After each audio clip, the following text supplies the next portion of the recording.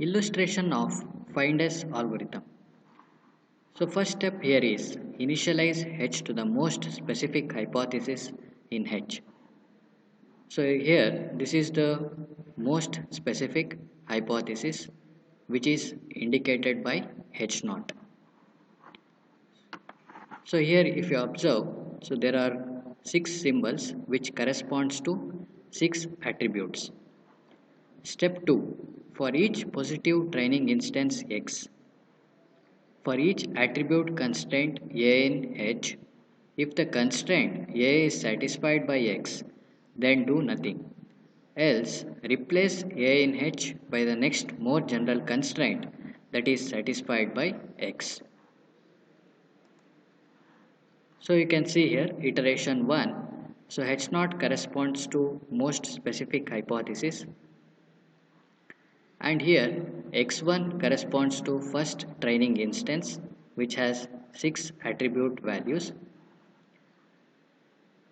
and h1 will be obtained by h0. So that is h1 will be obtained by using the training instance x1 as well as the most specific hypothesis, and always h1 remains same as x1 in iteration 1. Iteration 2. So for iteration 2, h1 is taken as input, so that is the input hypothesis, and x2 is the second training instance. So if you observe the algorithm, the second step, it says that if the constraint a in ai is satisfied by x, then do nothing. So that is, I am going to compare the first constraint in h1 with the first constraint in x2. If both of the constraint matches, then do nothing. So here the second constraint in h1 matches with second constraint in x2. Third constraint in h1 is normal, whereas third constraint in x2 is high. So here the constraint doesn't match. So that constraint needs to be replaced by the next more general constraint. So that is question mark. Next, strong. So that is the fourth constraint in h1 matches with fourth constraint in x2. Next, fifth constraint in h1 matches with fifth constraint in x2. Sixth constraint in h1 matches with sixth constraint in x2. So this is the resulting hypothesis. You can see here one of the constraint is replaced by the general constraint as the constraint doesn't match. So h2 is the resulting hypothesis. Iteration 3. So here this training instance, that is the third training instance which corresponds to hypothesis h3, it is going to be ignored because x3 is the negative sample. So x3 if you observe in the data set, so it is the negative sample.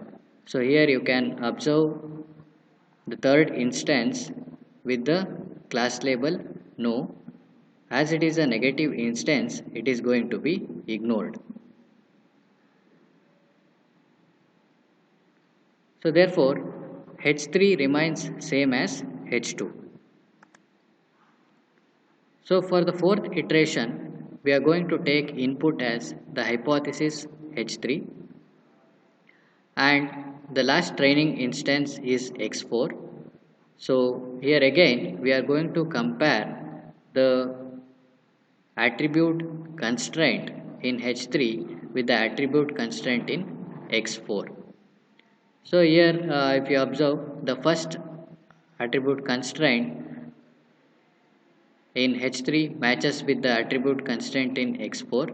Similarly, the second attribute constraint in h3 matches with the attribute constraint in x4. And the third attribute constraint is it is already the general constraint. So we are going to replace it with the general constraint. And next constraint is strong, so it is going to match, that is the constraint in H3 matches with the constraint in X4. And the next constraint is warm in H3, which doesn't match with the constraint in X4.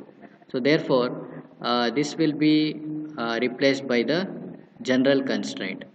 Similarly, the last sixth constraint in H3 doesn't match with the sixth constraint in X4, so it is going to be replaced by the general constraint.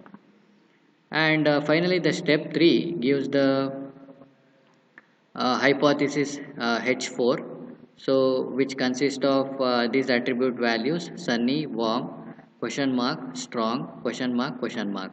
So question mark corresponds to general constraint. So step 3, so we are going to output the hypothesis H. So this is the most specific hypothesis which is going to be obtained by using the FindS algorithm. Thank you.